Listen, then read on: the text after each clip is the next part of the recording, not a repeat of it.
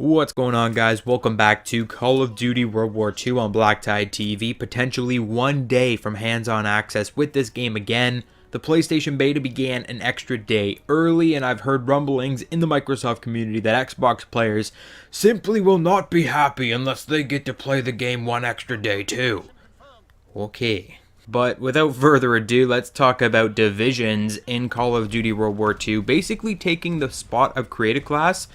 Though this could be confusing, but I will have a Create a Class video coming out probably tomorrow, maybe the next day, sometime this week.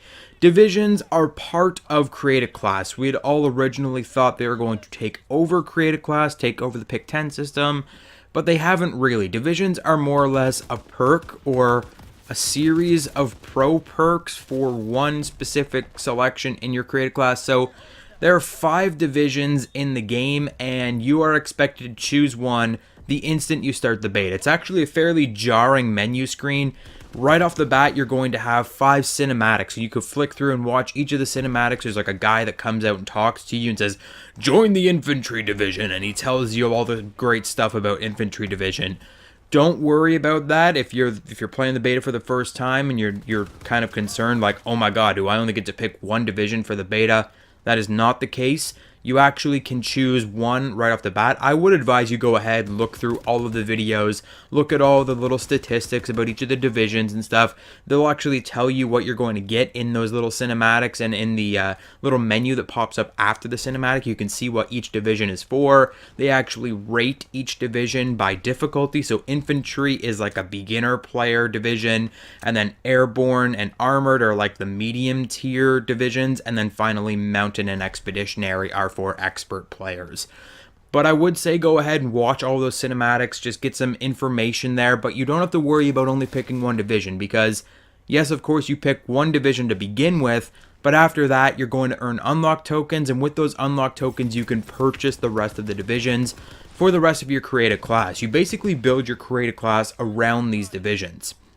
So rather than having class names like Custom Class 1, you have airborne, and then you have armored, and then you have infantry, but you can change those up. You don't have to have one of each. You can have 3 airborne division classes and then like an armored and an expeditionary, or you can have 5 airborne classes. They're basically a part of the Create a Class that really structures your entire gameplay. Everything relies around these divisions. It's a very, very cool process to create a class this year. But divisions essentially are pro perks. So you rank up your division through playing in multiplayer, and you're going to get more and more abilities with each of your divisions. Now here's the expectation versus reality. When I first heard about these divisions, I was assuming that the divisions were weapon classes, like in Battlefield, where if you choose a specific character, I'm not sure if Battlefield 1 is the same way, but Battlefield 4, you chose a specific character. You chose like the assault class, and you had assault rifles, and then there were other weapons that everyone could use, but you mainly had the assault rifles that no other class could use. I thought that would be the case for divisions in World War II. That is not the case. You can use whatever weapons you want with whatever division you want. However, certain weapon classes are defined by the division. So if you're using infantry, your best bet is to use the assault rifles. If you're using airborne, you are mostly made to be using the SMGs. And this is due to the very first ability of each of the divisions, which is a class-specific attachment or item. So with infantry division, you're going to have a bayonet on your rifle. With airborne, you can have an SMG suppressor that you can put on and off during the game. But if you're using an assault rifle, that suppressor is not going to work. So you are supposed to use the specific class items for your division, but it isn't mandatory. You aren't restricted to that, which I would have preferred if it was a little bit more restricted, because it can get very confusing. For example, your character actually changes in appearance based on which division you're using. So Mountain Division, the Canadian Mountain Division, is the sniper division, and characters that are using the Mountain Division will have a ghillie suit on. So you're seeing characters run by with a ghillie suit, and you're like, that guy's a sniper, I can take him. You run up, and he's actually using an SMG on his sniper class, and he kills you instantly, which it would be okay. This was kind of like the thing in Black Ops. I believe it was the original Black Ops where your first perk actually impacted which outfit you were wearing. So if you wore Ghost, you would have a ghillie suit, and that was kind of confusing in that game as well. But I always thought that maybe the snipers, if you're using a sniper rifle, you're using the Mountain Division, you have to use a sniper rifle, and then it would be very apparent that that guy's a sniper, but that's not the case.